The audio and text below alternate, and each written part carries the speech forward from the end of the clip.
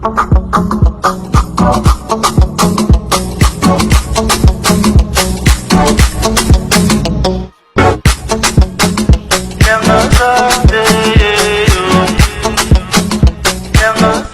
encore moi, votre frère, Cédric Young, pour ceux qui ne me connaissent pas. Aujourd'hui, je viens nous parler de la foi. Pourquoi? Le matin, j'ai été touché par un message. Je suis dans le livre de Jacques 2. À la maison, vous pouvez lire tout le chapitre. Moi, je prends du 17e au 22e verset. On nous parle de la foi. Et dans ce verset, dans tous ces versets, on prend pour exemple Abraham.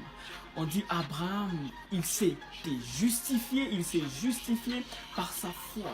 Quel genre de foi? Abraham prêt à sacrifier son fils pour notre Dieu.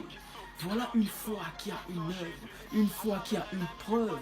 Aujourd'hui, nous chrétiens, nous croyons que Jésus-Christ est Seigneur et Sauveur. Nous savons qu'il est mort, il est ressuscité, qu'il a donné sa vie. Toutes ces choses, nous le savons. Mais dans le livre de Jacques, on nous dit, les démons aussi croient, les démons aussi savent et ils tremblent. Cela veut dire que nous ne devons pas nous limiter à savoir, à croire. Mais nous devons nous limiter à vivre aussi les choses que nous croyons, à démontrer, à pratiquer les choses que nous croyons, à pratiquer tout ce que nous lisons dans la parole de Dieu. C'est ce qui fait de nous des chrétiens. Et si je pars encore plus loin dans la Bible, on nous parle de l'histoire d'un homme qui était possédé par des démons. Et quand il a vu Jésus, panique, et il dit, que veux-tu faire? Qu'est-ce que tu veux? Qu'est-ce que tu cherches? Cela veut dire qu'il a tremblé, il a reconnu qui était Jésus. Mais nous aussi, mais est-ce que nos œuvres, est-ce que tout ce que nous faisons démontre vraiment que nous avons la foi? Voilà pourquoi dans le livre de Jacques 2, mais nous sommes dans le 17e verset, on nous dit qu'une foi sans œuvre est une foi morte.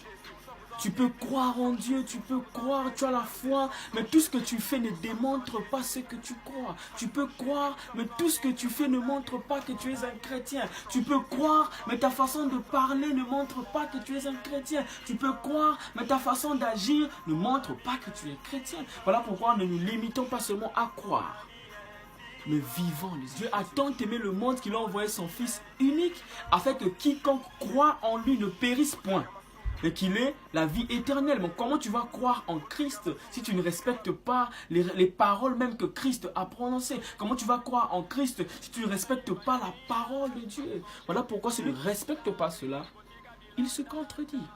La foi sans œuvre est une foi morte. Que Dieu vous bénisse.